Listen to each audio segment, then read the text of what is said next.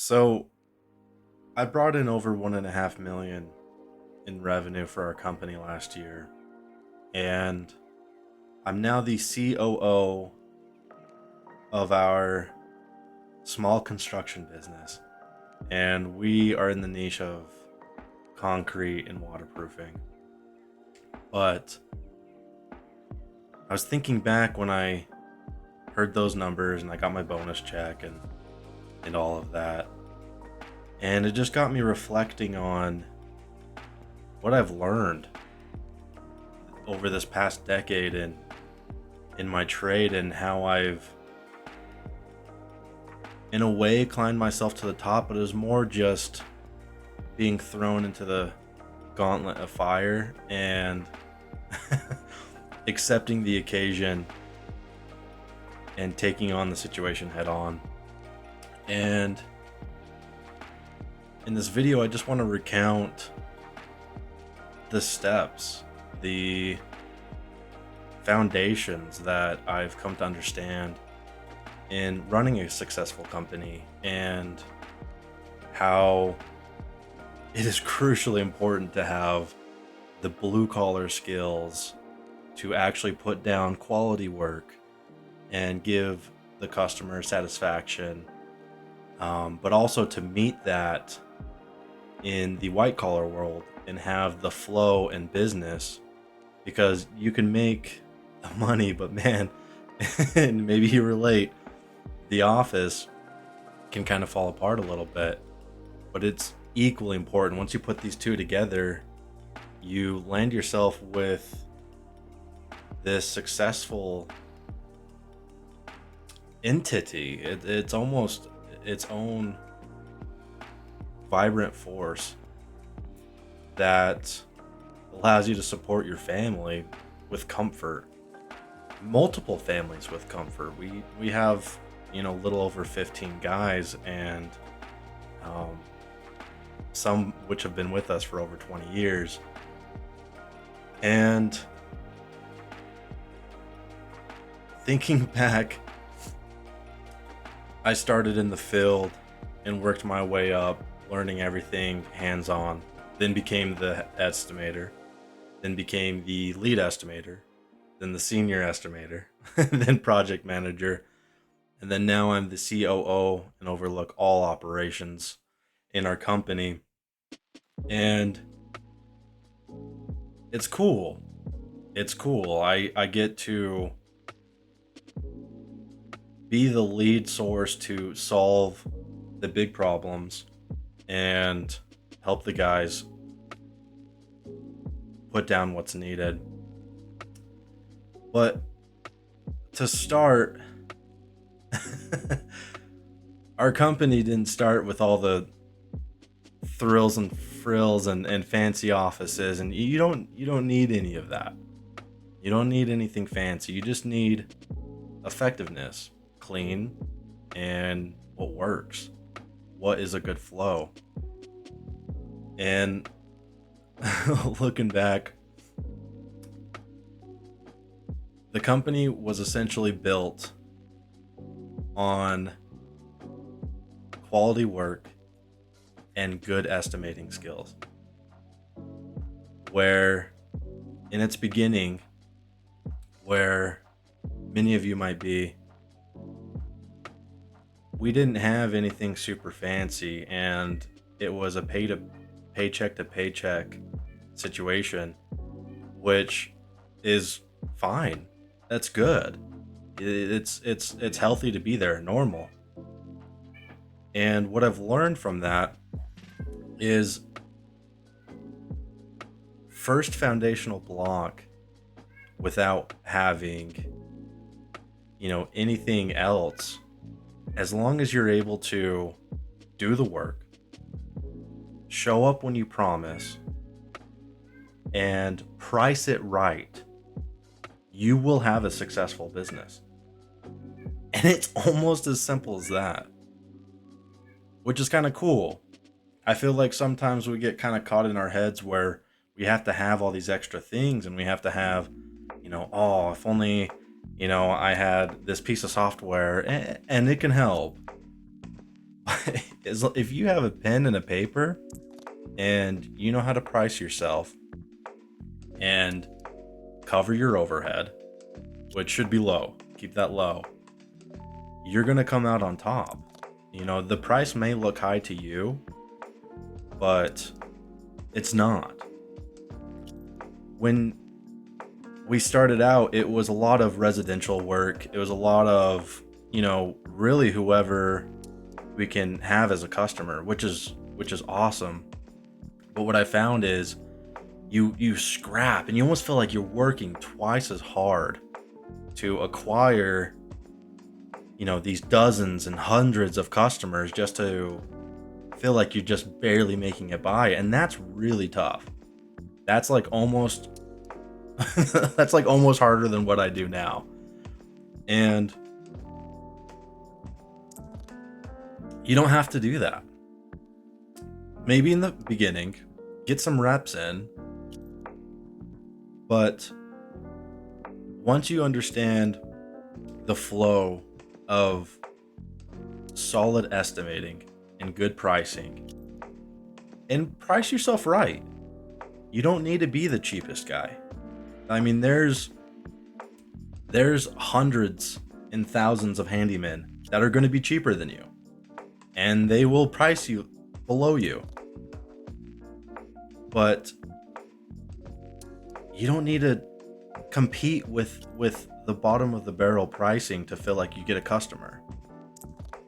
And if you do, then I would recommend looking at your company and asking yourself, do I do quality work? Do I feel proud of what I put down and install, or the services I provide?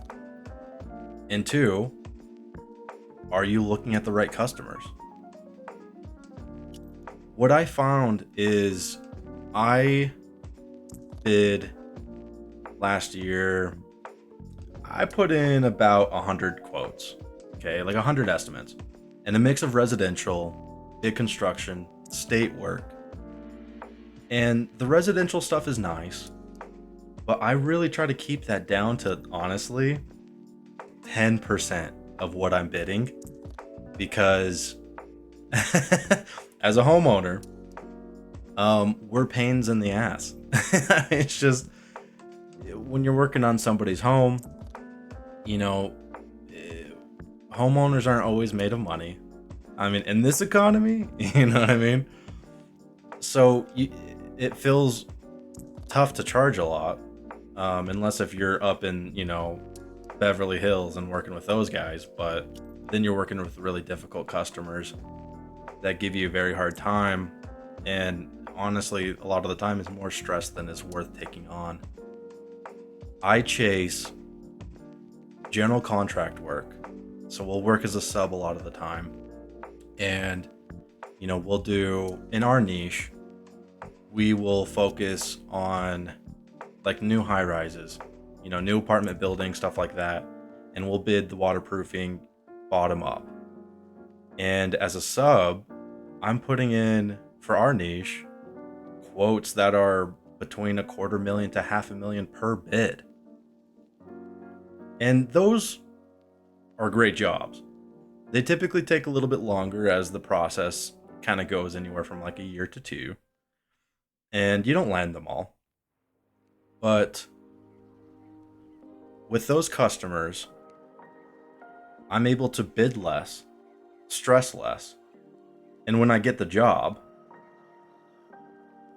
you just put down the work and you communicate, and then you stay on top of it, and all of a sudden you're able to bill, monthly for when you're doing the work, and you're going to start receiving checks that are profoundly bigger than what you're used to.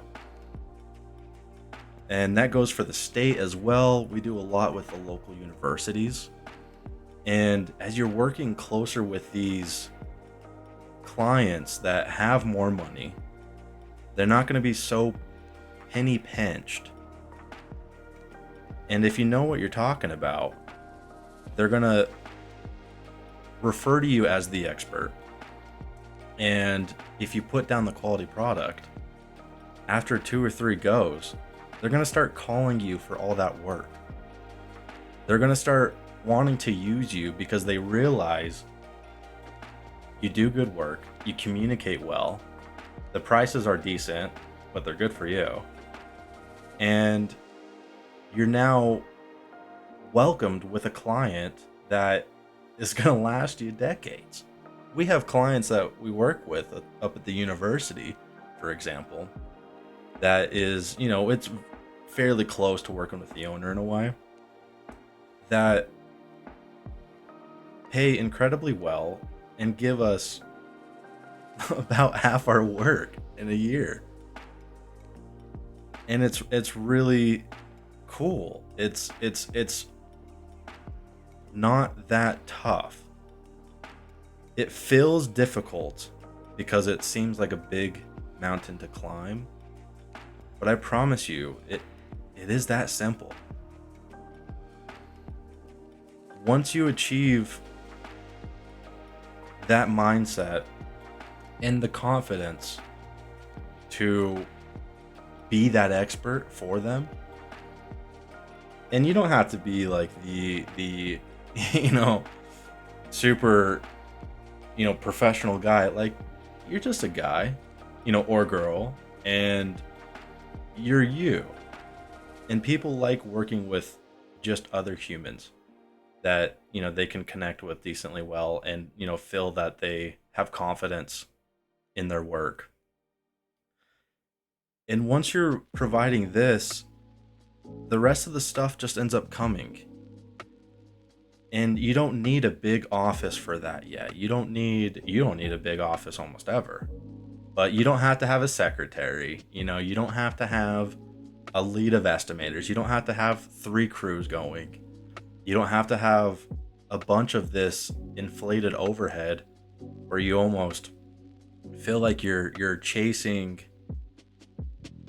what feels like this endless hamster wheel to just make a buck, where you're like, I'm an entrepreneur, I'm an owner, but I still feel paycheck to paycheck. You don't have to feel that way. When you're working with these type of clients and you have the foundation of solid estimating and quality work, and then communication, and it goes along that to say, being good with your schedule. Scheduling's one of the toughest things, because you end up getting so swamped with work and you almost overpromise yourself. Try not to do that. It's always better to say no, and let them know that, hey, I'm super swamped, but I can get to you in a month and a half, right? And put them on the books, that type of thing. And then be able to commit to that. And if it needs to fluctuate a few days or like a week, just let them know a week ahead. But you will have customers that will always love working with you, and you're not feeling like you're pissing a bunch of people off.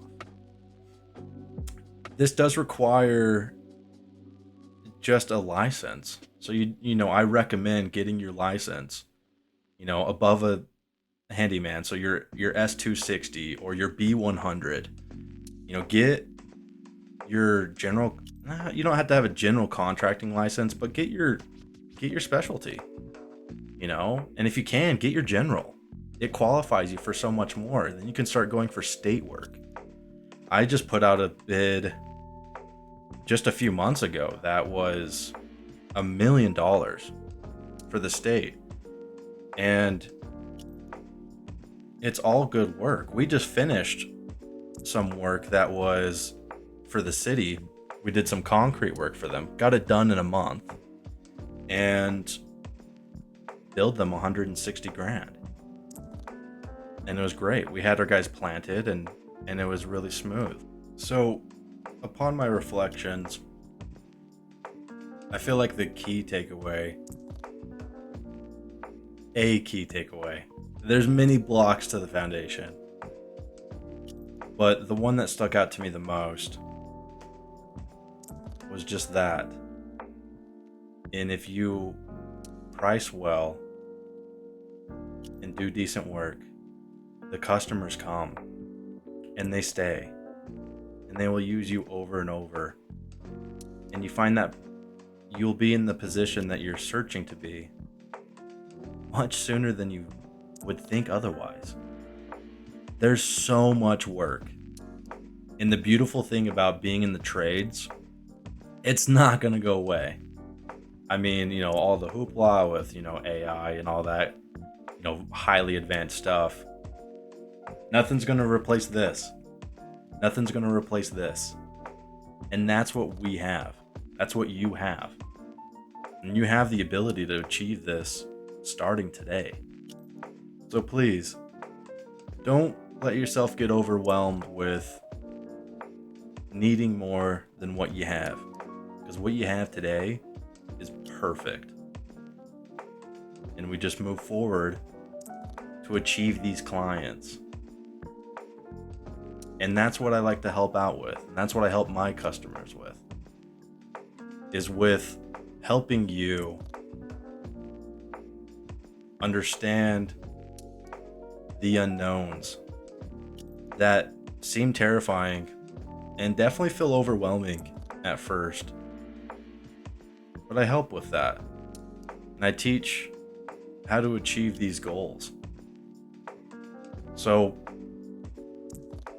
if you'd like, I have a Calendly link down in the description below.